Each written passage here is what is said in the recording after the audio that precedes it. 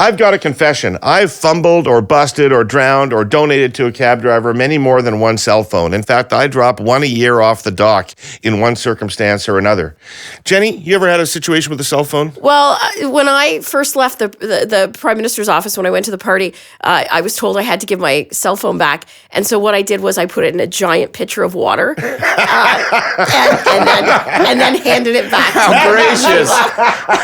What sort of right-wing secret garbage was on that phone? Excellent. Well, there you go. You were not worried about getting a new one. We break the old one, we just get a new one. But there are so many young Canadians aging out of foster care who don't have access to the kinds of tools and technology they need to live independent lives, which is why our presenting sponsor, TELUS, created their Mobility for Good program. It provides Canada's most vulnerable youth with a fully subsidized cell phone and data plan at no cost, as well as training and tools to participate safely in our digital world. I want to tell you the story of Brittany Mila. When Brittany began her transition out of the foster system at 18, she had to find her own place to live, buy groceries, pay for heating and electricity, all on a tight monthly allowance and no credit score. Because of all that, she couldn't afford a cell phone or internet, and she felt naturally cut off from the critical resources she needed. In Brittany's own words, you can't exist without a cell phone, but if you choose to have a phone, you lose something else, like food. Mobility for Good is available to nearly 20,000 youth across the country and helps them build credit, search for somewhere to live, find education and job opportunities, and stay in communication with their support network when they're on their own for the very first time. To learn more about how TELUS helps us all stay all connected for good, go to connectingcanadaforgood.ca. All right, we're here I think that's pretty cool. But I'm wondering, like, Jenny, are you like, in Margaret Thatcher's England, nobody's handing out free phones to no one, goddammit. Like, do you think that's horrifying? I think it's great. Pretty cool. I think it's very cool. It's a very cool program. And you're welcome, everybody, to the sick edition of the Herle Burly. All three of us are under the weather. I know, Jenny, apologize. most of all. I feel I have, the coronavirus. Well, that would be unfortunate for all of us if that were Here to we be are, quarantined at true. the Orange Studio. Yeah.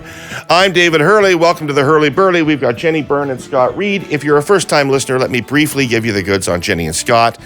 Both of them are brilliant political strategists, Jenni for the Conservatives, Scott for the Liberals. Both of them were absolutely central to power in this country, which is to say they weren't in the back room with the other senior figures. They were in the room behind the back room. So they have a lot of stories. Both are not only insightful, but they're funny as hell. And one of them will tell you straight up that he's funny as hell, but that's one of the charms of Scott. Jenni and Scott, we got a lot to cover this week. We've got what the heck happened with Poliev, what is happening with Baird, what's the CPC? Why is the CPC leadership race such a turtle derby? Why is the Ontario Liberal leadership race even worse than a turtle derby? In the Iowa Caucus is goat rodeo. Yes, Jenni, I said it, goat rodeo. And last but not least, coronavirus and other infectious diseases, and maybe some other stuff that comes up from time to time. But let's start. First of all, I want to start actually with a little anecdote. I want to tell you a little anecdote. Okay. So Saturday night, I had this remarkable musical experience as a result of this podcast, which is that one of the regular listeners of this podcast is an extended member of the McGarrigle family. Cool. And on Saturday night, the McGarrigle family gathered at Queen Elizabeth Theatre and paid tribute to the 10th anniversary of Kate McGarrigle's death. So Anna McGarrigle was there, Rufus Wainwright, Martha Wainwright, all these people. What a beautiful night of music. And I got comped because I mentioned Talk to Me of Mendocino when we were doing the cabinet cabinet discussion. So anyway, that's one of the side benefits of this podcast. And by the way, the McGarrigle sisters were unbelievable. Well, that sounds awesome. And my only thought is, how come just you? Like, I dig the McGarrigles. I dig the Wainwrights. Come on.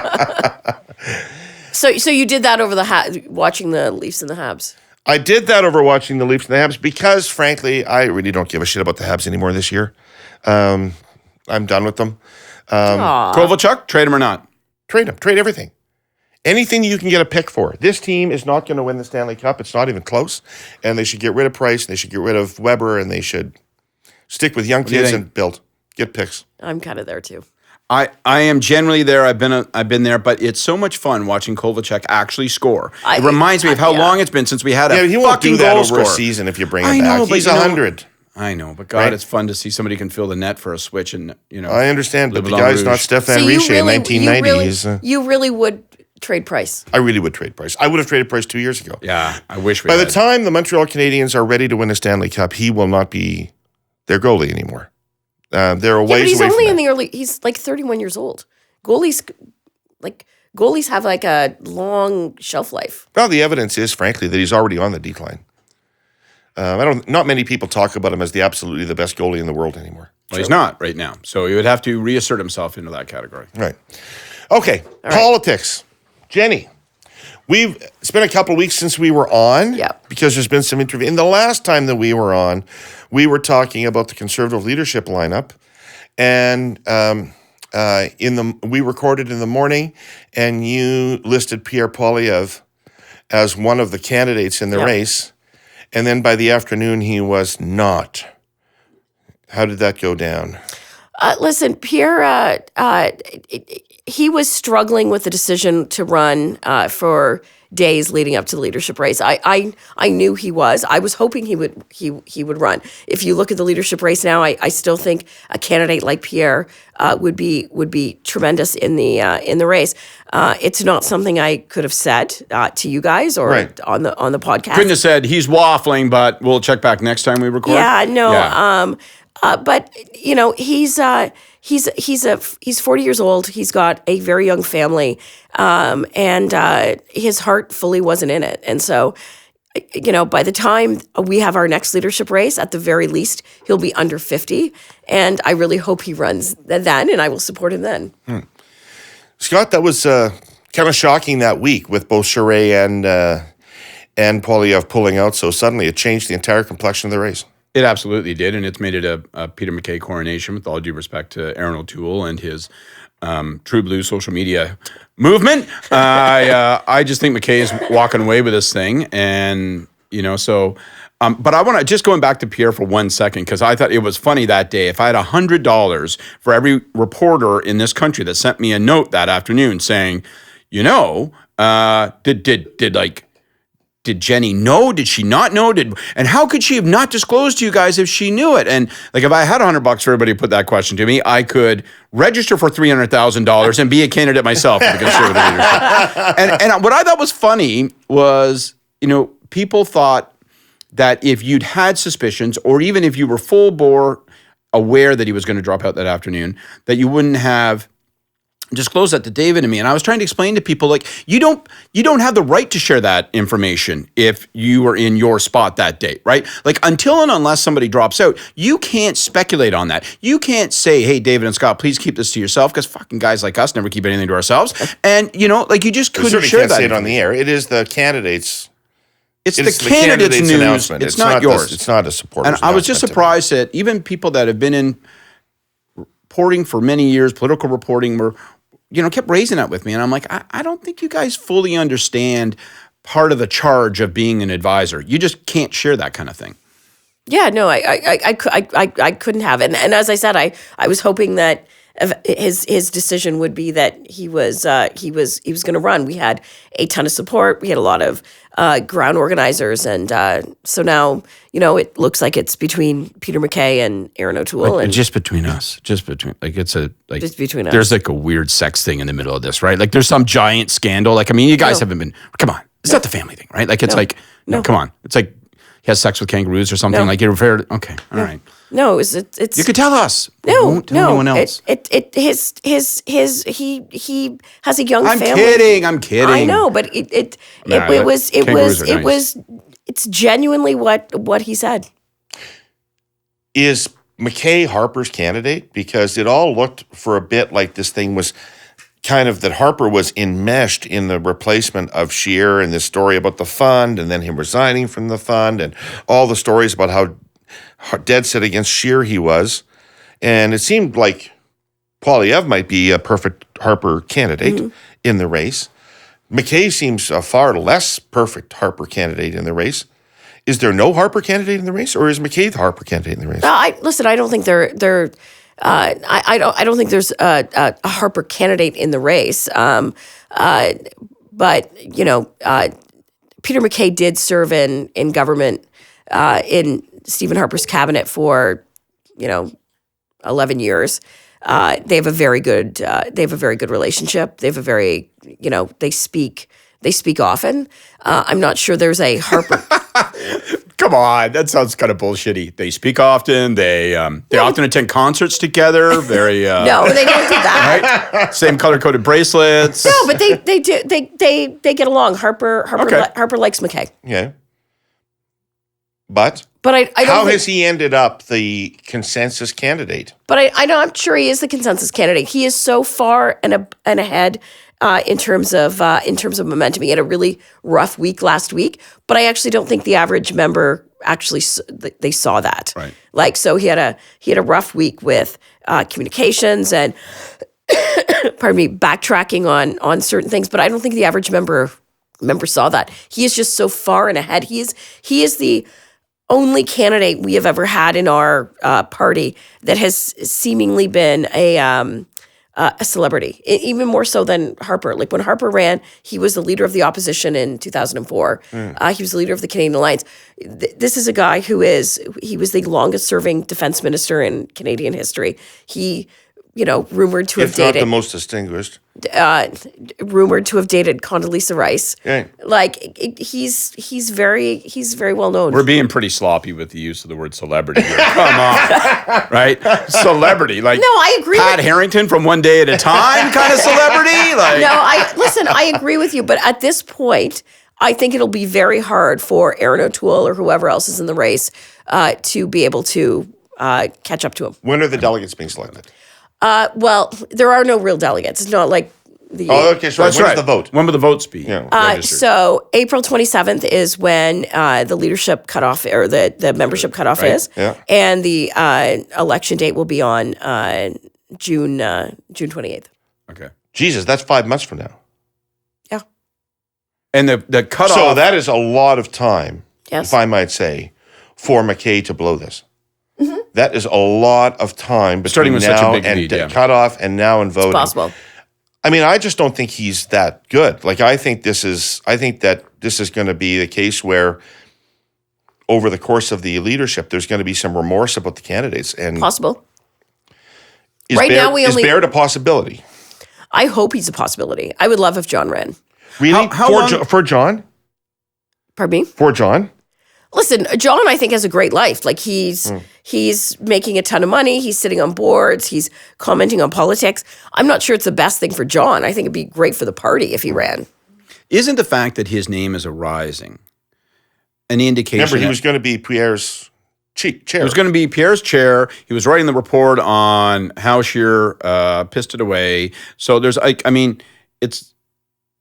I think isn't it an indication that everything that we're saying is valid because his name is arising? Like it feels for like Kenny to do what Kenny did. It's an expression of I wish there was something else, right? Like it feels like there's a large percentage of the party that says I will settle for Mackay, Right. but I really wouldn't mind a pure lane Harperite, right? And so come on, John. But he only has what, like a week and a half or something? Is it February 27th? February 27th, yeah. Right. So he doesn't have a lot of time if he was to jump in. But he then has lots of times to sign up members. I don't think he's going to run. I wish he would, and I would absolutely support him, but I don't think he's going to run. You know, I don't know anything about what I'm talking about, but I just will say that as I read Twitter, it looks like people are lying in wait for him to stick his head up. For John. Yeah. Yeah. For what? Well, I mean, there's this Mike Gibbs out there and all this stuff that's swirling around. Yeah, but there could be rumors on anyone running for office. It's Twitter. It's these unknown people that are going to try to swoop in on anyone running. Right. Yeah. Anyway, some people seem to have their sights set on him. I don't know why, but John and I went to university together, eh? right. We were both at Queen's at the same time. He was like, the wing-tipped head of the young PCs. Not the head, I think, but he was a player in the young PCs. And I was like, neebish nerd with the young liberals. And we spent a lot of time drinking beer. It's Everybody funny. likes him that I know. Yeah, absolutely. Oh. I think that's one of the reasons that his name arises, that people know that he's competent, but people also genuinely like him. Yeah. I always found his public persona in contrast with I don't know. More I've edge. met him a couple times. More edge, but more partisan. kind of angry More of a public prick, persona, whereas he's reputed to be extremely genial, friendly guy. Right. So- Whereas, like you, right, seem very friendly in the public domain, but you're such a raging asshole privately, right? So I think John does it better. Actually, I think it's better to go that way. So where's John on the Western stuff? I mean, he's obviously got the conservative credentials from the Harris background and the service with Harper, but where is he on the Western issues? Well, you've seen Jason Kenney was floated his name. Yeah. I think he'd be entirely acceptable to Western conservatives. Completely. You don't have to be from the West to be acceptable to Western conservatives. And I think John, having been in government, having understood the issues around pipelines and energy and the economy, he would be absolutely acceptable. Right. And you guys are writing off O'Toole completely, eh? Because I know that there's this dissonance between what people thought he was in the campaign he's running, kind of a Kelly Leach-like, what is this campaign to do with this person? But it does feel to me that if you were going to run against Mackay, you'd want to identify yourself as the pure conservative. He's got absolutely crystal clear messaging.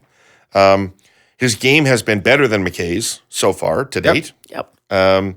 Both his social media game and his own personal performance game has been better than Mackay's. What about him makes you think he can't mount a challenge? Because I don't think there's any real enthusiasm for him. I think that Mackay has, within the Conservative Party, and I mean, it sounds like Jenni ought to be the one saying this, but we've heard her say it, so I'll echo her, which is that he's the guy that's got the established credentials. He's the guy that has the network within the party. And in the absence of someone else with that widely established a network, he's running away with this thing. I think O'Toole's appeal is narrow, and O'Toole's appeal would be in the absence of other mainline candidates. I agree with you. I don't like his social media presence, but it's crystal clear and it has a logic to it. Yeah. One of the things that I think is interesting, it's a question I have for you, Jenni, is the social media campaigns of both O'Toole and Mackay, it seemed like they're so dramatically different than the personality of the individuals, right? Mackay's is it's fucking whack, right? It's like, I love Canadians because of their place and position in Canada and also ice and fire. What was with all those deliberately circular expressions he had at the beginning? That's right. I'm proud of Canada because Canadians make me proud. Right. Yeah. I love that, right? I like the smell of fish because fish smells like nothing else but fish. It doesn't make any sense. So, but is that what it takes in the current Conservative Party? Do you have to have a kind of disruptive, pissy, angry tone in order to foster the base? Because it feels like both, aside from the silly stuff from Mackay, both of them have an angrier social media presence and message than either of them seem to as individuals. Mm-hmm. No, I don't think so. I think with Mackay, I think there's been some I think you'll probably see some changes in his social media. He's obviously was unhappy with some of the stuff that's happened. With Erin's trying to differentiate himself from Mackay. He's true blue. He's true blue. True blue, like Roy Orbison. Tell me who I'm talking to. Well, that's Elvis, I guess. But anyway. It's Madonna. But him and Erin and Mackay are very similar in their political beliefs. They're kind of Erin is a Durham-based MP, but he cut his teeth in Atlantic Canada. But I thought that he was a fighter pilot, and you tell me he's not a fighter pilot. He was a navigator on a Sea King. He's not good enough. I thought he was a fighter pilot. I thought he was swooping the skies with Maverick, shooting down enemies, and you say no. It means he got through basic training, which is more than you or I would ever be able to accomplish. Can he pound a piano and swoon out Jerry Lee Lewis at the top of his lungs? That's what we need to know about this. I don't know. There's a social media idea for you, O'Toole campaign. Get on it. I don't know. I don't know if he's Goose. I don't know. All right. Let's just take 1 second here, if we could, for a word from our sponsor, because we are lucky enough to have sponsors. Got a load of And us. after this episode, we'll see. Trust. It's at the heart of every successful relationship, especially when it comes to buying a home. Ontario's 80,000 realtors are trusted every day to help their clients navigate one of the largest financial transactions of their lives, buying a home. Representing Ontario's realtors, the Ontario Real Estate Association is on a mission to increase trust and professionalism in Ontario's real estate industry. That means stronger rules to punish bad behavior, access to modern business tools, and better education. The Trust in Real Estate Services Act, or TRESA, delivers on that mission. TRESA is a groundbreaking piece of legislation that will make Ontario a leader in North America when it comes to real estate professionalism and trust. Go to orea.com to learn more. All right, so we're back. In 1993, when the race started, there was, a ton of cabinet ministers who'd been big ministers in Mulroney's thing who dropped out because everybody seemed to be coalescing around Campbell. Yep. Kim Campbell. And so she was effectively going to run unopposed until Charest was kind of drafted in to provide the semblance of a race. Right. Remember when Maz and Bouchard were going to do when there's a gap between the expected performance of the candidate Yep. and the organization that they've built up, that can crumble given enough time. But the thing in 1993 or 1984, when Turner disappointed and Chrétien surprised, is that the delegates were selected relatively early. So the die was cast relatively early. Had the vote been 4 months after the start of either of those races, I'd put my money on Chrétien in 84 and on Charest in 1993. So I'm not at all certain that Peter Mackay is going to hold up for 4 months in the face of this. We'll see. But O'Toole may not be the guy to do it. But if somebody else wants to jump in, I think But there's not a lot of time to jump in. February 27th is the final cutoff. Right. And so, right now, it's looking like a two-person race. I've had a couple people use the analogy of Mackay, not with Kim Campbell, but Christine Elliott in Ontario, and say, look, she always looked like a formidable front-runner candidate, but found ways over the course of the campaign to disappoint enough that the ring was lost. And might we see the same thing? But as we're saying, that pretty well means, unless something dramatic occurs the next number of days, around Baird or someone like that, that O'Toole will have to do it. And now that you tell me he's not a fighter pilot, I don't really think he has a hope. I mean, navigator is cool, I guess, but you get a jacket even if you're a navigator? You get a jacket. You get the glasses. He wore a helmet and everything. All right, more than I've done. It was Goose. Goose was a navigator. Goose was a navigator. That's right. So, all right. Well, hopefully there's something to talk about this thing as the months go on, or this panel's going to be dry. More Mackay fuck-ups, hopefully. More Mackay fuck-ups. Keep it up, Pete. Okay, speaking of disappointing and desultory leadership races, the Ontario Liberal Party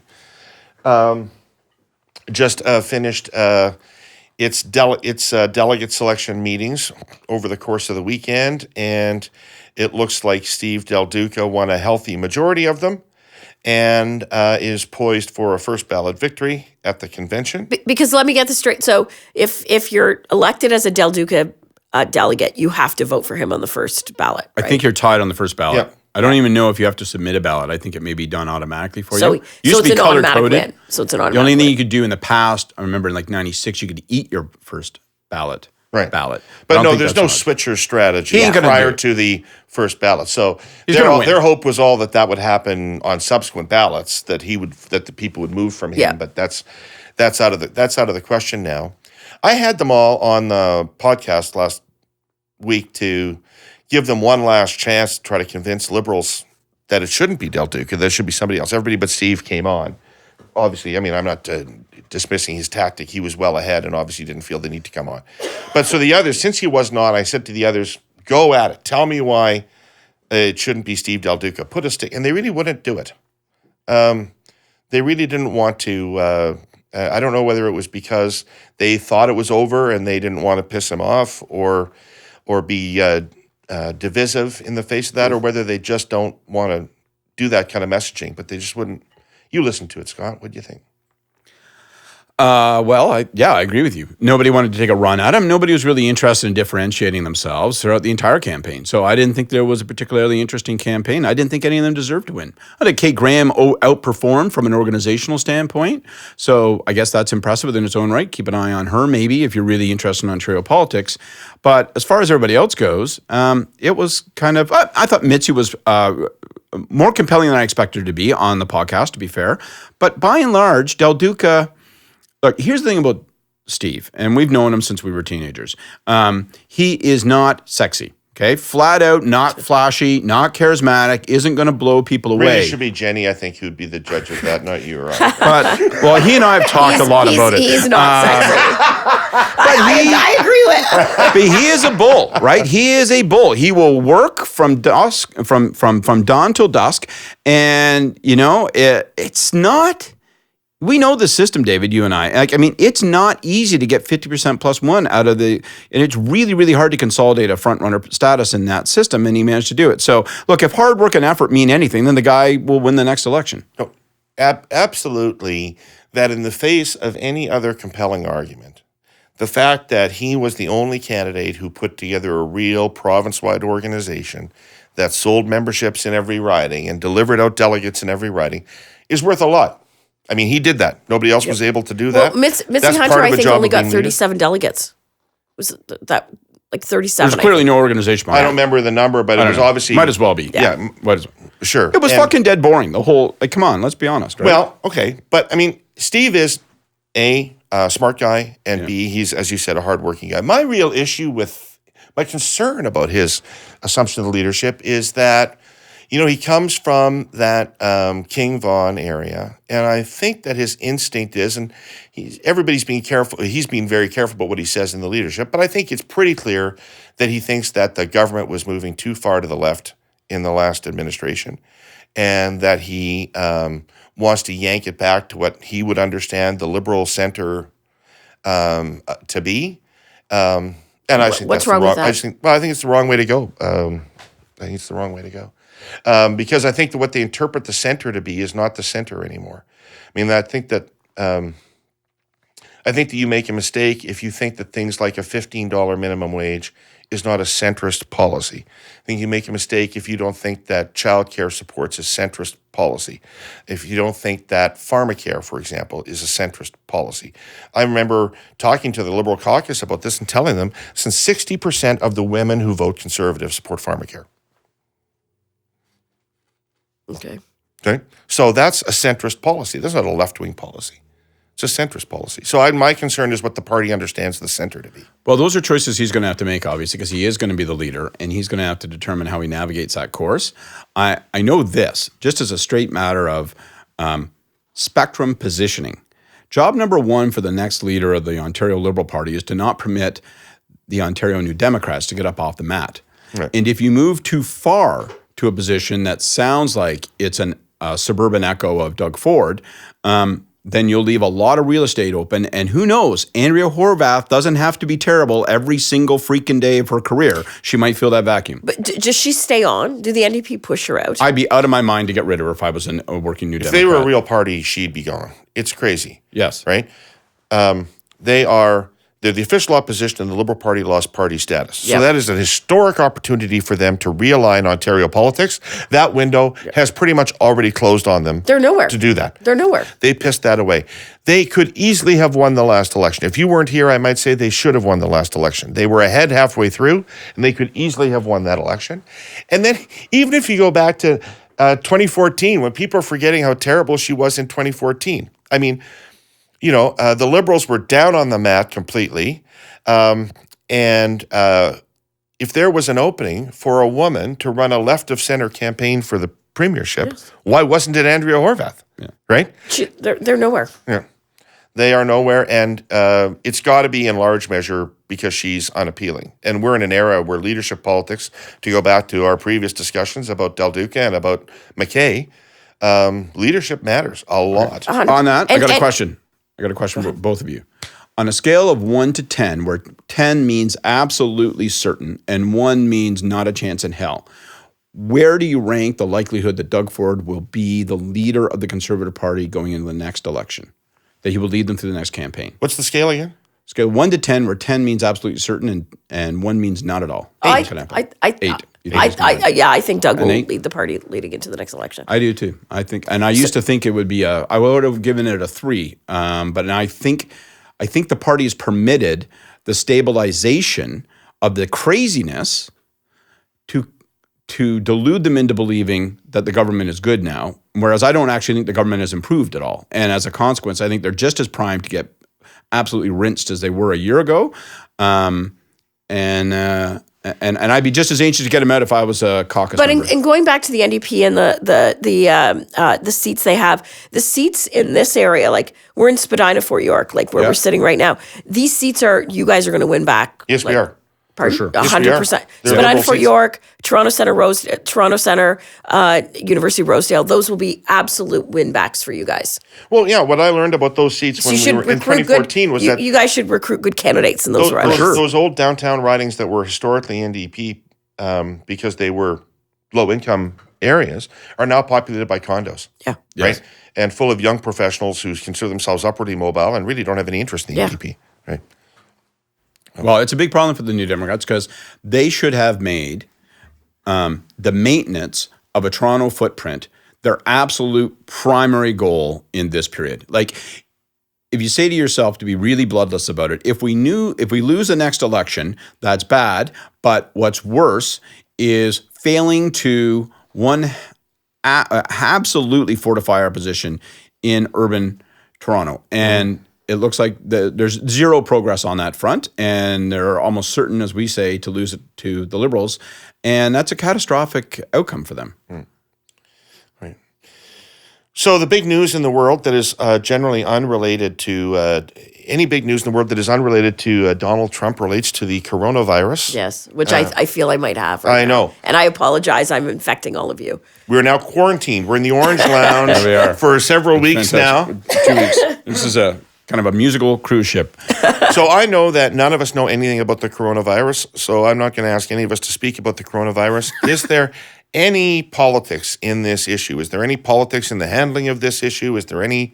There's always politics in the handling of the issue. Like I was the director of issues management when H1N1, when that virus was, and I remember when it broke, there had been rumblings, and when it fully broke that this was a pandemic, I remember being in my office with a giant whiteboard with all the ministers' offices that we had to deal with. So it wasn't just health, it was DFATE, it was consular affairs, it was agriculture, because that was the what they called the swine flu. So there was this whole host of things. And then I remember bringing them all, like I remember bringing ministers' offices in at like 9:00 on a Tuesday night to start figuring out how we were going to message it. And every day we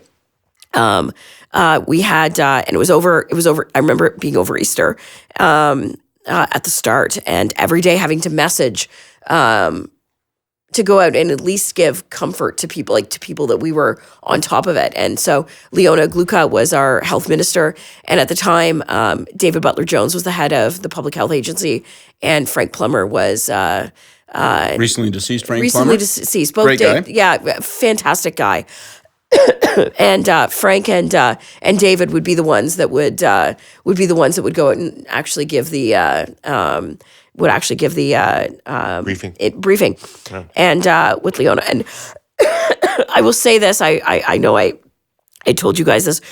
So David Butler-Jones was an amazing guy. So brilliant doctor, and also also like an amazing guy. So for the first briefing, he showed up, he had a leather jacket on and hair uncombed, and he was wearing a Disney tie, like it had like a Disney princess on it. And I remember fits the moment, the gravity and of the I situation. remember just saying to him, take me seriously before we go out, I'm like, two things. Does anyone have a comb? One. And pointing at a staffer and saying, I just need you to change ties with Dr. Butler Jones. Because I feel your tie might be more And suited. how did Butler Jones take you? He switching his tie? laughed. He was an amazing guy. Him and Frank both. So, but there is always there's not as much politics, but there is always politics that goes into this. I mean, they're not going to pay any price for it. Like it's alleged that we're late in getting our people back or something, or that we're one of the last countries to get our people back. But I don't sense anybody criticizing them for that. Listen. I think I have no criticism on how the Liberals have handled it. I think they probably could have been more proactive early on, but I don't think it would have mattered. It would have it was optics. Like the only reason we go out and do this stuff is it really is optics. Right. It's another example of how they're using the PM differently and cabinet differently, perhaps. Yeah, I think there's a couple things that it is. First of all, I think that there's often more political jeopardy for the opposition than governments in these situations. I think people inherently understand they're complex, multifactorial, you're juggling a bunch of balls. And so there's a hesitation for people to insert partisanship into it. And when an opposition does, they have to be really on solid ground. There has to be a visible and almost incontestable fuck up on the part of government before opposition has permission in a situation like this, I think, to label criticism. So right. you got to get that tone right. It's not just the government has to get tone right, the political critics have to. I think that we would have seen even less of the Prime Minister in terms of the strategic positioning they've established post-election had it not been for this. He stepped forward to handle those first couple of news conferences, and I think got reasonably high marks for that. Yep. I think he deserved it. Yep. And then, like I saw, then he stepped back again. And then he stepped back again, right? So we've seen the Foreign Affairs Minister and the Health Minister, Patty Hadju. I think it's hard to criticize either one of them for the job they've been doing, and so I think I think within the world of dealing with a terrible thing, I think that they've demonstrated a sort of quiet, consistent, persistent competence, and that's all to the better for the government. Now, do you bank that in any way? Can you cash that in? I don't think so, but better that than the alternative. I'll tell one of my story, David Butler. By the way, the David Butler Jones story is a perfect example because people like to hate political staff, right? Like, oh, you guys, you're so superficial. You just care about superficial bullshit. Well, let me tell you, if Jenni hadn't stopped the press conference proceeding with the Disney tie, it would have been a goddamn thing. Okay, so have a heart for the political staffer who's got the balls in that situation to say, sorry, you must take. Yeah, I'm Jenni. I know you don't think I matter. I don't, but you are switching ties, and I'm not letting you go on until you do. Okay. Because someone has to shovel that particular load of shit, right? And she did.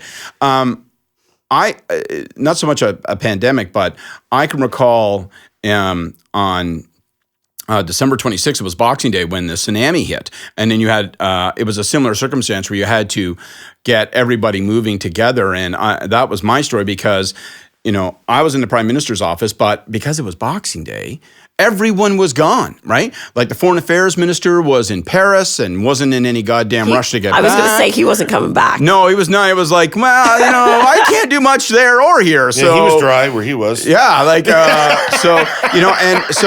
got, and I think what people don't understand is these things are difficult. They're among the most difficult things for government to do. You've got to coordinate internationally. You got to coordinate consular services. You got to do it in the face of a crisis. In this case, a health crisis. That was also a health crisis. People didn't know, with bodies and that sort of heat. The threat of spreading diseases. It's difficult to do. And I remember I was so frustrated during the time that we were managing that because there was this public debate about whether or not we would deploy DART. Right? I remember that. The defense team that would sort of go over, fly the flag, do water purification, be on the ground. But this is an example, by the way. Yes. Unlike coronavirus or H1N1, where we were getting hammered for our response. We were getting hammered. We were getting a lot of heat from the opposition and from media about the slowness of our response. And we deserved it. And we deserved it because we permitted a discussion to happen internally, and partly it happened because you didn't have the apparatus of government in there where there was more authority. And, you had the Department of Defense, the Department of Foreign Affairs, and CEDA all arguing about what the appropriate level of response was. And there were entrenched departmental perspectives, right? We should be sending water tablets. This is all a crock of shit. You guys are just engaging in political muscular shows. We should be just sending water tablets. And finally, I'm like, we can send DART and water tablets, okay? And if it looks superficial, I don't care, because I think it is inappropriate. We should do everything we can and 4 more things. And finally, I just had to say to those people sitting around the table that were arguing no. We'd have these interdepartmental meetings on Boxing Day, and then they would all go away and no decision would be made. Finally, I just said, all of you are on the fuck off train, okay? And you don't get off until the last station. So DART is going, and that's that. Yeah. And are you speaking with the authority of the Prime Minister? Yes, I fucking am. Yes, I am. He's in my jacket, and he says, do what Scott says. So fuck off. Let's go. That's my story. Prime Minister for a day, Scott Reid. That's right. Yeah. I was Al Haig. Why is DART so slow? DART wasn't slow. This is the bureaucracy was slow. It's the bureaucracy. They normally want to do nothing. I have dealt with this in other, not tsunami type stuff, but even in terms of when we were when the war in Lebanon or the war in Gaza, between Israel and Gaza, they just want to do nothing. We should just wait. Let's just wait and see. And it's no, we're actually going to do this. And it's the same thing. Yeah. So you're saying that the Prime Minister's office is directing us to do X. Yes, that's exactly what I'm fucking saying. And actually, that is where it comes down to often, right? Because if there is inertia and a kind of institutional resistance to taking an action, right? With the exception of, say, the chief of defense staff who's banging the table with his sword saying, let's rock, right? Yeah. Often it is that you actually have to sort of wear the suspenders and say, yeah, I'm going to take the heat then. It is going to be a political directive. It is coming from the Prime Minister's office. And that's how we stop talking about it and doing it. At the end of the day, we're going to take the political staff and the Prime Minister is going to take the blame for it anyway. So either you take the blame for, not moving quick enough, or you take the blame for directing bureaucrats to do something they don't want to do. Well, I would rather have the latter, because at least you're fucking doing something. I say this all the time, right? I say this still even in my work now in terms of issues management. I'd rather take shit for playing a card than take shit for not playing a card. 100%. I 100% believe that. 100% agreed. I just realized in this conversation, Scott, that we faced tsunamis 2 years in a row post-Christmas. That's correct. Yes. And one of them got us. Never thought of that quite before. Yeah. Last thing I was going to talk about today was a little bit of American politics. Catch up there. I think that, Jenni, your bet's looking better and better with Scott all the time. I just am stunned by how the balance of probability seems to have shifted toward a Trump win. I've been saying this for a year. Is there an online betting option for me to bail out of the bet? You did. At a $500 price point, so sticking with it to $1,000? I don't know where the Democrats are going to end up. It's such. I mean, we're recording the day of the New Hampshire primary. So maybe things will be more clear tonight. But one of the things that's most likely to be clear after tonight is that Biden is finished. Yeah. Biden could well finish 5th tonight. Right. And you can't be the guy who's most electable if you keep finishing 4th and 5th. I saw something online. Someone sent it to me from the Onion did this thing with Biden. And it was him looking at his advisors going, when can I pretend to stop being a muddled, idiot? No kidding. But this is Biden, right? This is Biden. Every time he's run for the presidency, he's being this bad. Yeah. So I think that was inevitable. What alarms me is that no one else who I think is decent has emerged. And we're going to end up with Bernie Sanders as the Democratic nominee. We're not. Is it going to be Mayor Pete? I can't say his last name, so I just call him Mayor Pete. Well, my bold prediction right here on the Herle Burly is that the Democratic nominee will be Amy Klobuchar. Really? Really? Yeah. Because I think they're I'll take it. Because I think they're headed toward a brokered convention. And because they don't have winner-take-all states, so nobody's going to have a majority of delegates going into the convention. Sanders has 25% of the vote, 30% of the vote. I don't think he gets above that. And I don't think he can emerge as the choice of a brokered convention. What about I think a moderate emerges as the choice of a brokered convention. What about Elizabeth Warren? Well, she's got to start polling better. She could still do that, but if she's going to finish 4th or 5th tonight in New Hampshire, she's the one though that I feel is the only one that could get into like the mud with Trump. Like she's willing to actually like he might call her Pocahontas every night on stage, but she will like fucking mud wrestle him. No question. But I hope you're right, David. And I would. Peter Nicholson, by the way, called this Yeah. when the race started. He said, watch her, she's the one that's going to win. And she's now moving up in New Hampshire to the point where she could finish 3rd in New Hampshire tonight. Well, if she does, then game on. I will take any outcome that doesn't include Bernie Sanders, because I think Bernie Sanders is a disaster area. And I think it would be such a monumental mistake for the Democrats to lurch that far to the left. I mean, did they watch the British election? I mean, like he's an older, not as good version of Corbyn, and that's saying something. Yeah. Not as good version of Corbyn. So I just think he's unelectable. He's the only person, you could argue this way. He's the only person that actually adds any votes to the Democratic column of all the candidates. Because of his 25 or 30%, half of them are Democrats that will vote for the Democratic ticket, no matter who the nominee is, and half of them are more likely to vote for Trump than they are to vote for any candidate in the Democratic race other than Sanders, because they're system breakers. They're alienated from the thing. They're looking for a renegade. They're looking for somebody that's going to break up the establishment. And so he actually is bringing a set of people to vote for him if he's the nominee. But that's the that Corbyn isn't argument. going to vote for any other Democrat. That's the Corbyn argument, is that candidate, that leader, animates a voting base that's been either not participating in general elections or is only available to that candidate, and therefore there's a revolution that you're not spotting that's about to occur. But the revolution always fizzles in the face of those who do vote regularly. They will dominate, and they need a candidate that will appeal to that. But the issue that people are going to be going to the ballot box is how their life, where they are in terms of like how their life is, and it is a record low unemployment in 3.6% unemployment in the U.S. right now. I know, but the unemployment rate doesn't. That helps Donald Trump. The unemployment rate, though, Jenny, doesn't measure what it used to measure. Right? It used to be that you could say that employed people were satisfied people. And now employed people are not necessarily satisfied people because their job is shitty.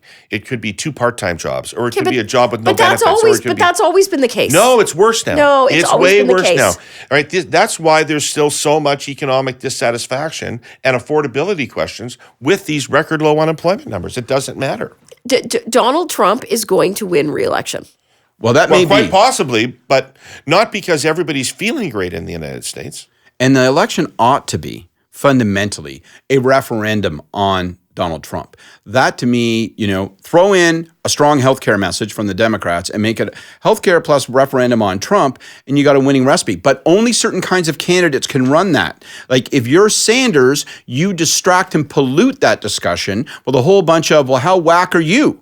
And he takes the clarity of that question off the table by being as controversial as Trump. And so I'll take Amy. I will definitely take Warren, who I think is a ball of smart. Yep. And I'll take anything. I'll take Mayor Pete.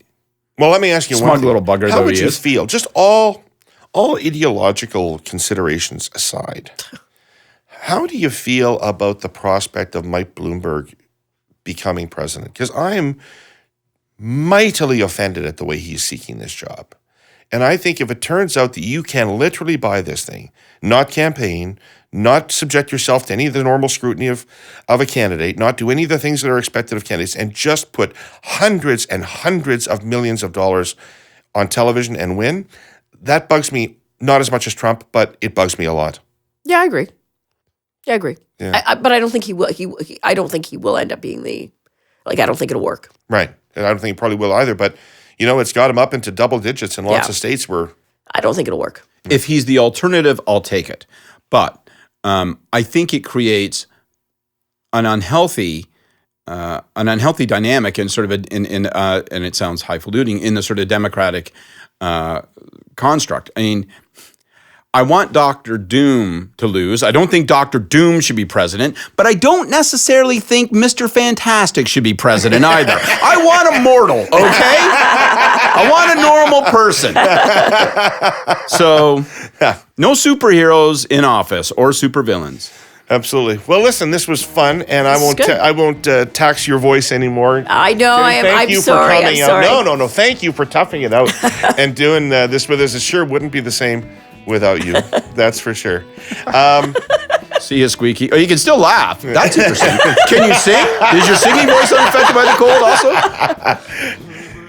All right, so we will be back in 2 weeks with all of the laughs and insight that you two bring. Next week, I have on the podcast two of the sharpest people who've ever covered politics in this or any other country, Keith Bogue and Neil MacDonald.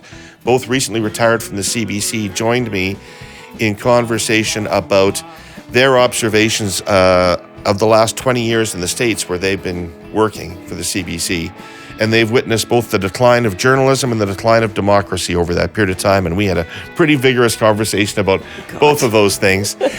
So next week, Neil MacDonald and Keith Bogue. And 2 weeks from now, we're back with the panel. And you can tell we still haven't really settled on a name. So if anybody's inventive out there, we haven't totally fallen in love with anything that's come our way. Well, the Herle Burly was nice. That sort of splits the participants slightly, but anyway, if you've got nothing but time on your hands, fight your way through the iTunes website and the podcast website and give us a rating or a review on the site or say something nice about us on social media. It helps get the word out and appreciate it very much. I'd like to thank also our presenting sponsor, TELUS, and our original sponsor, the Ontario Real Estate Association, everybody here at the Orange Lounge for their help in producing today, and we'll see you next week. Thanks very much.